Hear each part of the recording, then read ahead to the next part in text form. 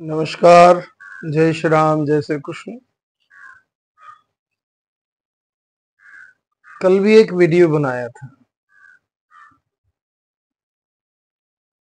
अंबानी परिवार का विवाह समारोह हो रहा है।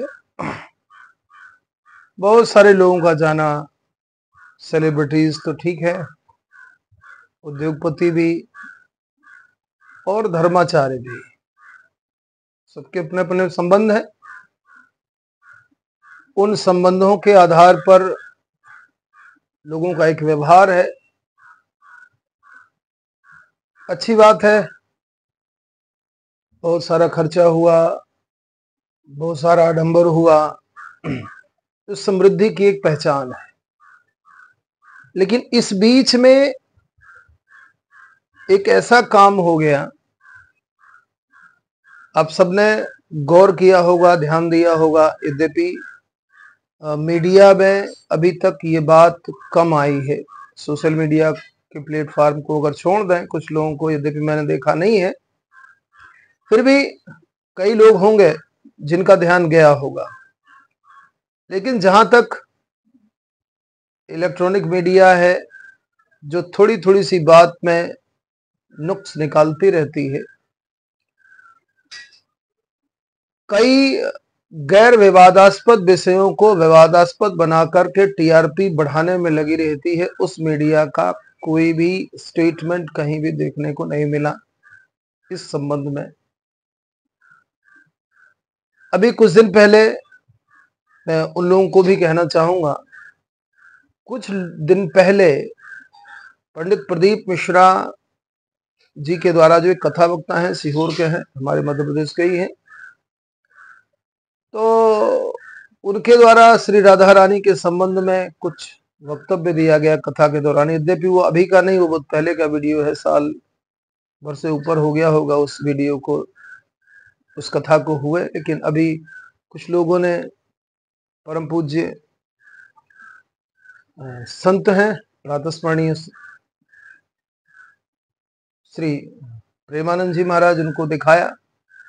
प्रेमानंद जी महाराज ने उस पर प्रतिक्रिया की, जिसके फलस्वरूप फिर एक विवाद का स्वरूप ले लेता है।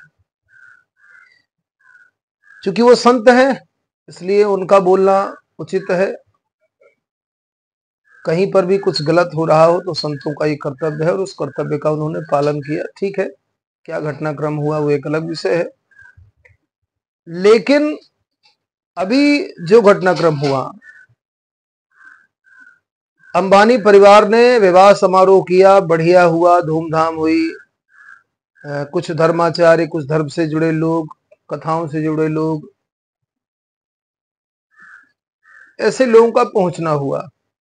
शंकराचार्य जी का भी जाना हुआ, रामानंदाचार्य जी का भी जाना हुआ, योग से जुड़े रामदेव बाबा भी गए, बागेश्वर महाराज भी गए, कथावाचक देवकी नंदन जी और बहुत सारे लोग, प्रभु जी अवधेशानंद जी की उपस्थिति रही। ऐसे बहुत सारे लोगों को जिनको हम लोग जानते हैं, जो एक सोशल मीडिया के प्लेटफॉर्म पर चर्चित हैं, ऐसे लगभग सारे संतों की उपस्थिति रही।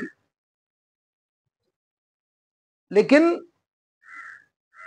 शादी के दौरान जो वस्त्र पहना हुआ था, राधिका नाम तो बढ़िया है, एक लहंगा, उस पर घुटने के नीचे द्वारिकाधीश पूरा घेरा बना हुआ है, जिसमें द्वारिकाधीश का चित्र अंकित किया हुआ है। क्या ये अपमान नहीं है? मुझे याद है परम पूज्य प्रेमानंद जी महाराज ने एक वीडियो कहा था, किसी लड़के ने राधा राधा नाम का एक वस्त्र पहन रखा था, तो संत जी ने बहुत बढ़िया टोका उसको कि बेटा इसको मत पहनो, इस कपड़े को धोगे, इसका अपमान होगा, राधा जी का अपमान होगा। इतने बड़े विवाह समारोह में इतने सारे लोग गए, किसी की दृष्टि, जबकि वो बड़ा छापा, द्वारिकाधीश जी का बड़ा छापा लगा हुआ था, तस्वीर में स्पष्टतया दृष्टिगोचर हो रहा है। क्या ये अपमान नहीं है? मैंने पहले भी निवेदन किया, इस भगवान कृष्ण के इस अपमान पर किसी की बोलती तक नहीं खुली।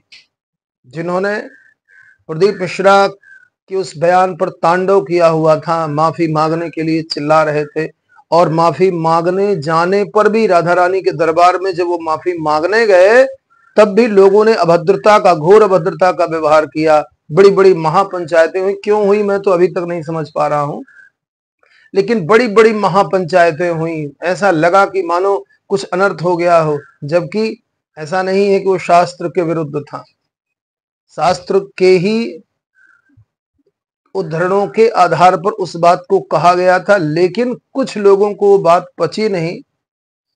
मैं परम पूज्य प्रेमानंद जी को छोड़ करके बोल रहा हूं, वो संत हैं, उनकी एक अभिव्यक्ति हो सकती है, इसलिए मैं उनको, उन्होंने जो कहा ठीक है, लेकिन उसके बाद जो प्रतिक्रिया हुई, प्रतिक्रिया करने वाले लोग बहुत सारे कथा वक्ता थे। सब लोगों ने देखा होगा, ऐसा नहीं कि जब मैंने देखा है तो सब लोगों ने नहीं देखा होगा, लेकिन अब महापंचायत क्यों नहीं होती है? अब ये क्यों नहीं कहा जाता है कि आकर के, चाहे वो द्वारिकाधीश में जाकर के क्षमा मांगे, ब्रज क्षेत्र में जाकर के क्षमा मांगे, क्योंकि ये बहुत छोटा अपराध नहीं है। एक वीडियो में मैंने जो इसके पहले वीडियो बनाया उस पर भी निवेदन किया कि हम लोग जनेऊ धारण करते हैं, कमर के नीचे अगर जनेऊ चला जाए तो अशुद्ध हो जाता है, और घुटनों के नीचे भगवान कृष्ण की एक तस्वीर, इसके बाद भी लोगों के मानस पटल पर किसी तरह का कोई भाव नहीं आया। भगवान के अपमान का किसी तरह से कोई प्रतिक्रिया का एक शब्द भी बाहर नहीं आया। मीडिया एकदम मौन रही, अंबानी भक्ति में लगी हुई मीडिया एकदम मौन रही। किसी ने भी इस विषय को उठाने की जहमत नहीं उठाई, उठाने का साहस नहीं किया। आखिर अपमान तो अपमान है। एक और भी एक घटना इसी क्रम में हुई है। सारे लोग चांदी के सिंहासनों पर, ऊंचे सिंहासनों पर बैठे हुए हैं। मान लिया कि कुछ लोगों से नीचे नहीं बैठते बनता है, तो ठीक है, नीचे नहीं बैठ सकते हो आप, तो कम से कम आचार्य का आसन तो ऊंचा कर सकते हो। भाई आप नीचे नहीं जा सकते हो, अच्छी बात है, मत जाओ, लेकिन आचार्य का आसन तो ऊंचा हो सकता है। जो ब्राह्मण पूजा करा रहा है उसका सम्मान तो हो सकता है, लेकिन धन के मद में भरे हुए लोगों को यह ध्यान भी नहीं रहा कि हम तो ठीक है, अपना ध्यान तो रहा कि हम चांदी के सिंहासनों पर बैठने वाले लोग हैं तो चांदी के सिंहासनों पर बैठे, लेकिन वहीं पर पूजा कराने वाले आचार्य जमीन पर आसन लगा होगा, जमीन पर आप बैठ करके और वो पूजा करा रहे हैं। ये हिंदू धर्म का अपमान नहीं तो क्या है? आप सनातन परंपरा की दुहाई देते रहे, सनातन परंपरा को मानने का ढोंग करते रहे। मैं ढोंग इसलिए, यद्यपि गलत शब्द लग सकता है, लेकिन मैं इसलिए कह रहा हूं कि जिस परंपरा में आचार्य सर्वोत्तम पद धारण करने वाला होता है, एक पुरोहित का पद होता है, पुरोहित का सम्मान होता है, एक प्रतिष्ठा होती है, उन पुरोहित को नीचे आसन दे करके आपने सारे संस्कार कराए, तो ये ढोंग ही है, इसके अतिरिक्त तो कुछ भी नहीं है।